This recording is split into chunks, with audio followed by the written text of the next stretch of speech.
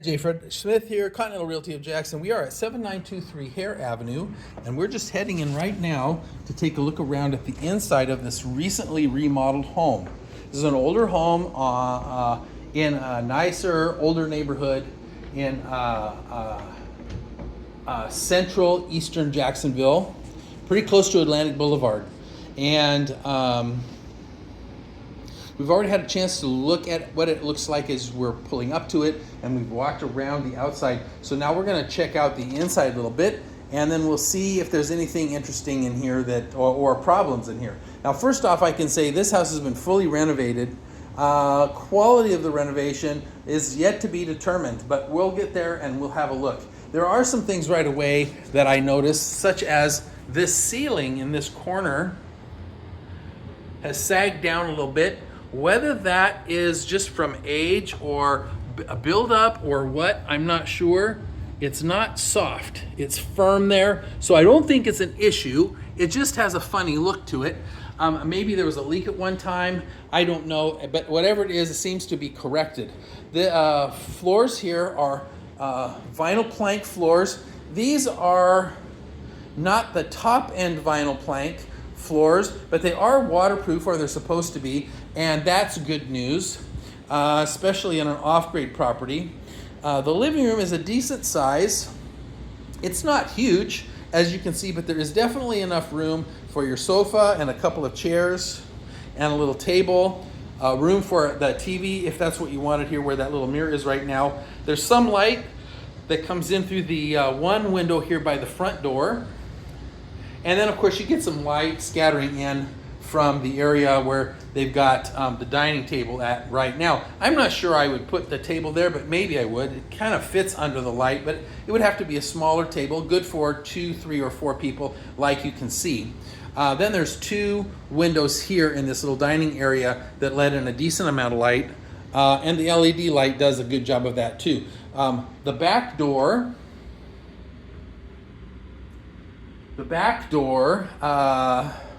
that goes out to the porch has a new oiled bronze doorknob similar to what's in the front. The door's been painted, but the hinges, as you can see, have not been replaced, and some of them are, the paint is kind of chipping a little bit. That's okay, it's just paint. The kitchen itself is all new, looks like all new appliances, new countertops, and new cabinetry. These cabinets, so these cabinets are from a local cabinet provider. The face of the cabinets is actually a vinyl or a plastic. I know it looks like a wood cabinet, but the insides are solid maple, which are beautiful. I don't know what is in the base of the drawer, but the side walls and the back and the front of all of these drawers are solid maple. And they've got the soft close, which is nice. I like the oil bronze handles. The doors have the soft close as well. So they look good inside. They're nice and clean. The shelves are semi-adjustable. There's not a lot of maneuver room, but there is some. The countertop appears to be a quartz countertop, which is it's really a nice thick countertop for quartz with a single basin farmer style sink. I'm not sure if there is a garbage disposal. I think, in fact, I don't see a button or a switch or anything for garbage disposal, so I'd have to say there probably isn't. But the underneath is all brand new and looks really nice too. Nice and clean, everything new the way it's supposed to be. New dishwasher, new range. Pardon me, four burner glass top, Samsung range, Samsung refrigerator, Samsung microwave with the oven vent. But I think that this dishwasher, it's Samsung. So it's all Samsung products. So all of it is and all new in the kitchen. The register blowing AC into the house in the kitchen. I can feel a lot of air pressure there, which is nice. Blinds appear to be newer. So let's have a look down the hallway. We're going to stop right here first at the room with the air handler in it. The air handler is what's on the inside of the house that makes sure that, you know, air is coming in like it's supposed to, and blah blah blah, which is in good shape. It's not in bad shape. What's underneath is okay too, although they've recently painted. It's kind of dirty in there, but you know, that's typical for an air handler. You get a little of this fuzzy stuff everywhere when you don't have a place to put a filter, and where the air is coming in is through this louvered door. So there should be a place to put a filter right in the front, and I don't see that. So how to change that filter out is something that we'd have to explore, but you definitely want to make sure you're changing those filters out. Okay, so but that, and in fact, that all looks just as it's supposed to. The door closes fine. It latches or catches. It's not just flying open, which I appreciate. So let's look at the panel here. So we've got a Siemens panel. That's good. This looks like, if it's not new, it's definitely a newer panel. All properly marked. Everything is marked where it's supposed to be relating to each switch. So you can see here, for example, that this one is marked as lights, although they can't spell. But this switch would be responsible for some of the lights in the house, and all the others are marked appropriately as well. That panel is good and would not have any problem passing an inspection. We're going to take a turn here and look at the restroom. So first, let me note though that the LVP appears to go through the entire house. Thank you. I sure appreciate someone who does that the right way. Okay, so looking at the restroom here, this has also been fully remodeled with new windows and blinds, 5 light, vanity light, a nice little mirror. It does not appear to be a medicine cabinet, with the drop-in or the undermount sink underneath the quartz countertop there. It's not huge, but it's okay, with a nice little vanity for that. The tub appears to be painted. So now, if you've heard me talk about this before, you'll know that painted tubs, usually the paint comes off. That might turn into an issue for you, maybe not, but you're definitely going to want to keep an eye on it. The tile work is a white subway style of tile with a white grout, but if you look here against this back corner, you'll see that the grout line has cracked here, and also down a little bit in this corner down at the bottom. You can see that there's some cracking when we get down here. That is something that really needs to have some caulk put in there, because you don't want water from your shower getting in to the walls. It'll run down and it'll rot the walls out. Definitely not something that you want to have happen. This is an off-grade property, so the restroom is very important that you keep water off of the floors and out of areas like that in the cracking. So now these floors are waterproof, but this seam here against the tub right now just has a caulk bead on it. And that caulk bead, although it is waterproof, will not stay that way. It will dry out and it will come up, and then pretty soon there will be an opening that water will be able to get down into. It might not be big, but if water can get down into it, that's going to be a problem. In fact, if you look here, you can see we've already got a place where water can get in. Okay, it might also be able to get in underneath the quarter round molding that's been put down here. And the problem is that or around the toilet, if water gets in there, it's going to go down in and rot out the wooden floors that are underneath this, okay? So what you really want first is you want to make sure that you keep some caulk in your house, and that you are either adding or replacing this caulk bead, this white line of caulk, once every couple of years is probably good enough. If you run into a place where, or you notice a spot where it starts loosening up or coming off like it is right there, you can just put in a little more, and you just put a couple of drops of that, and then you wipe it with your finger and it goes right in. It'll wash right off your hands. It's not irritating or anything, as long as you're not allergic to silicone. If you are, then you're going to want to wear some gloves, not silicone gloves. But you know, some kind of gloves like that to do that, so that you can run that little bead of caulk and flatten it out with your finger and not get yourself in trouble. Okay. Furthermore, this house restroom does not have a shower door. It only has a curtain. That's not surprising in a renovation, because who's going to want to spend the money on a glass shower door? Well, the answer is me. That's who. Because if there's not a shower door, I promise you, water will be getting on the floor. I promise you. And you don't want that, especially in an off-grade property. My suggestion is, if you buy this house, you get this bar and curtain down, and you put in a glass shower door, because that's going to really save you heartache down the road. Save you money as well.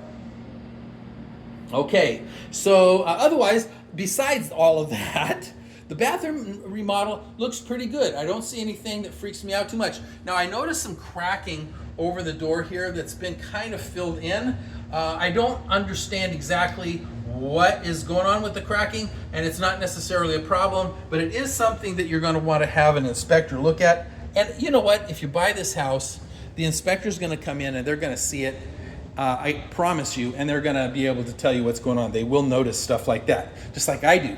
Okay, there's a little linen closet in the hallway here as we step past the restroom, and we head to the 3 bedrooms. And there are 3 bedrooms in this house. One in the corner here, which appears to be the biggest one, and then 2 other little tertiary and secondary bedrooms. But let's look in this one here first. So this first bedroom is maybe 12 feet across by 16 feet deep. That would be what I would say. Lots of natural light coming in from the 2 windows here. One of them looks out over the back and into the neighbor's yard at their banana trees, which are in bad shape right now because we've had such terrible weather this year. There is a closet. This is a big door for a closet. That is a 36-inch door on this closet, but hey, it's good. The closet has a shelf and a bar exactly where they're supposed to be. You do have enough room between the door sill and the top of the shelf here to get some good-sized things up in. That's what we want. We don't want this shelf here to be so high up that, you know, we can only fit tiny little things up into there, because we want to be able to access and use that space. I'm not sure exactly why this is sloped like this or what's going on with that. It is definitely sloped here. Maybe you can, well, it's hard to see. But in any case, it's an interesting looking wall there in that spot. What exactly is going on, I don't know. But it doesn't matter at this point. The register is in the wall next to it, so that might account for some of the wall work there. But I don't know what that whole thing is. I guess we won't worry about it at this point. So let's head into bedroom number 2, or what would be the master. Now hold on here. Okay, so this door is not properly hung. The door should never spring back like that. That means it's binding someplace, probably up at the top in this corner. But it's not binding so much that you can't pull the door closed. It just means that you have to pull the door closed. And when you do that, it does warp the door. So it's not necessarily a problem. It might be that this hinge is not aligned correctly, or it might be that it's just needing to be trimmed or something here. But you definitely want to be aware that the door is not going to close. If you just let it close, it will not. It will close most of the way, not all of the way. You're going to have to pull it to get it to close all the rest of the way. Okay, we'll check the other doors while we're at it. So this is the largest bedroom in the corner. There's no bed or anything in here, so it's going to be a little echoey. Ceiling fan on the ceiling. Now, there's a ceiling fan in each bedroom. Okay, so that's nothing new. We've got 2 nice big picture windows for letting in light, and there's a good amount of it. This bedroom is 16 by 16 or so, because I'm just guesstimating. But I think my guesstimates are usually pretty accurate. One of these days I'm going to get my tape out and measure after I do this so I know exactly how close I am. But one of the windows looks out over the front yard, and one of them looks out over the side and at the fence that's just about 5 feet away. And we've got another large closet door here, and a similar situation with the closet. The shelf is in the correct place. The bar is good. The register, so the HVAC is running right through that upper part of the closet, and that's totally okay. The one thing about this shelf is it appears that it's slightly crooked. I think if I put a marble on that side, it would roll to that side. And, you know, that's just me being picky. I just wanted you to be aware. Okay, so this is the biggest bedroom, and what I would consider as probably the master. I'm not feeling lots of cold air blowing out of this register like I did in the kitchen. It is fully open. So I don't think it's the distance. So maybe what we've got is some ductwork in the attic that's pulled loose. We definitely want to have that checked. And with the inspector walking through the property, you know, they're going to catch that too. So let's hit bedroom number 3. Oh, I wanted to check this door before I do that. Let's check this door. Okay, so this door closes exactly the same way as the last door. So whoever hung this door didn't really do the job the way they're supposed to. That's the problem. It's not horrible, but the door is binding a little bit, so it will not close just by pulling the door. You have to, letting the door swing. You actually have to pull it to close it. You're not pulling it hard, okay? But you are going to have to pull it. Okay, this is the smallest bedroom here. Partially because the door, as you can see, sticks into the room a little bit. That's so there's access through that one there. In any case, not including this little strip here, this bedroom is maybe 11 feet, 12 feet by 10 feet. 12 by 10 would be my guess as to the size of this. It has one window that looks out over the front of the house at the front yard and out at the street. There is a ceiling fan, which is very close to my head, and just because I'm tall. The register here sits right next to the closet like it does with the others, and there's a good amount of air blowing out of this one. So I'm definitely concerned now about that other register, simply because it wasn't putting out hardly any air at all. The closet also has some material blocking a portion of it, but the shelf and the bar are at the correct height. Now this closet door, how does it close? Okay, so this closet door doesn't even really close, and if you look, there's a huge gap down here at the bottom, and then it sticks right here because it's not square, and it's totally stuck right here. There's no space right there for the door at all. And also up here, the door actually sticks out farther than the trim. So this door trim here, the case for the door, that's what this not this, but this part here. This part here needs to be pushed back. And that can be done with a mallet and a 2x4. Take a minute or two to take care of that. But the other thing is that this door has been cut down and they didn't do a nice job of it. It is not a straight cut. I would say maybe that they need to cut it a little bit more, because at this point the door does not close without pushing. Oh, okay, so that's interesting. I pushed and it went. So what we've got actually here is a hinge in the back that's loose. You see that? That's the problem. Let's have a look at this side. So the screws are not in all the way. That's the reason. This door just needs to be tightened up and then it'll be okay. Okay, now I know. This is still not cut nice though. That's what it is. But the door hinge definitely needs to be tightened up. You know what? I got a screwdriver. If you buy it, call me over and I'll take care of that for you. Okay, not a problem. Happy to do it. Now let's see, how does this door close? This is the one we haven't checked yet. It's the same. So all of the bedroom doors require a little bit of pull in order to get that door to close.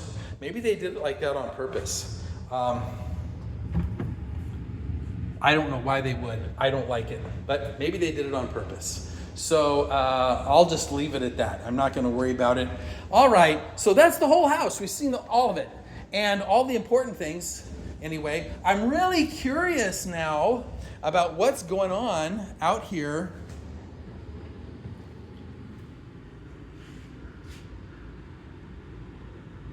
Right there. What's up with that?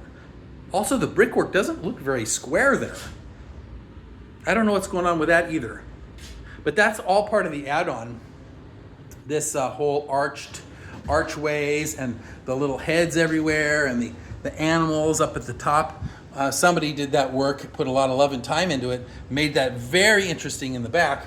But I'm curious now about what I will find if I was to look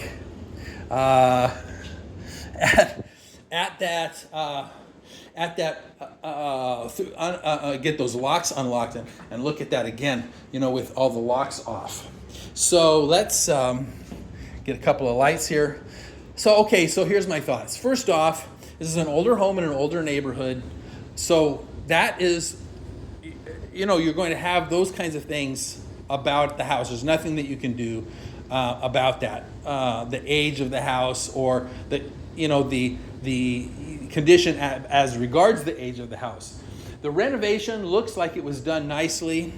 I don't feel any soft spots in the floor that make me nervous about what I would find underneath. However, you would definitely want to have the crawl space under the house inspected. Would have the inspector do that to make sure there's no problems under there, such as termites or other things.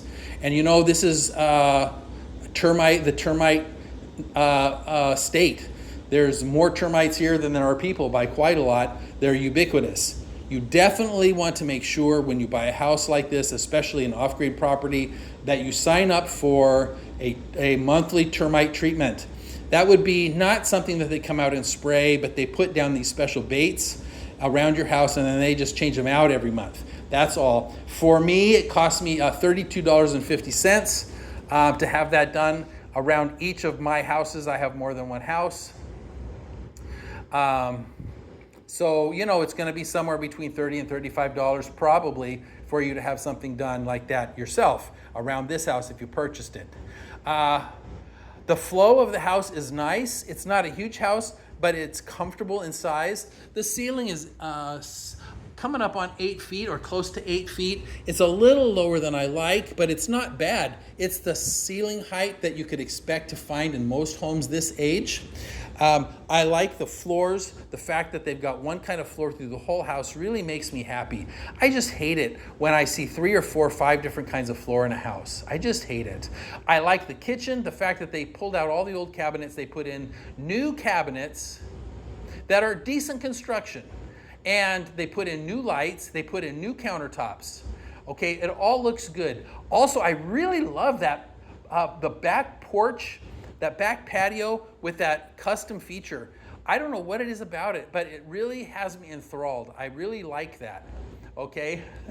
I really do. The yard is not small. It's not a small yard, but it's not super huge either. And if you alternated weeks for mowing, you could do the front one week, and you could do the back the next week. They're about the same size, the front and the back. And, that would work. So you just basically are mowing the lawn once a week, but you just mow 1 week the front and 1 week the back, and you'd probably be golden, as long as that's not too much for you. My opinion on that is that it's a good size, especially if there's kids or animals that would be staying here or even coming to visit. There's enough room for them to run around a little bit, and it's all fenced in the back, so that's nice. I love the wrought iron. It needs some help. It needs somebody to care for it and paint it and maybe get some work done there on that wrought iron to get it back to life. It still looks okay, but it really does need somebody to, get the rusty pieces off and do a little work on it. That's not a super expensive proposition, and it wouldn't need to be done immediately, but if it was my house, I'd want it done because, I don't like stuff to be rust holes in it. That's just me, I guess. There's enough outlets everywhere. The electric panel is good. So all in all, I really like this house. I like it. And I guess that's all I got to say. The house looks nice in and out. The only thing I'm not able to check is the darn roof. And that is something that, once again, if you have an interest, I'll go ahead and pull the permit information and we'll find out how old the roof is. And just remember, in Florida, the roof has to be 10 years or younger to get insurance. And if you can't get insurance, you can't get a loan. Okay, so with that said, this is J. Frederick Smith, Continental Realty of Jax, and we're at a beautiful little 7438. Is that what it is? 7438 Hare Street. I think that's what it is. 7428 or 7438. Anyway, I'm so bad with numbers. I'm going to get out of here, and we'll see you at the next one.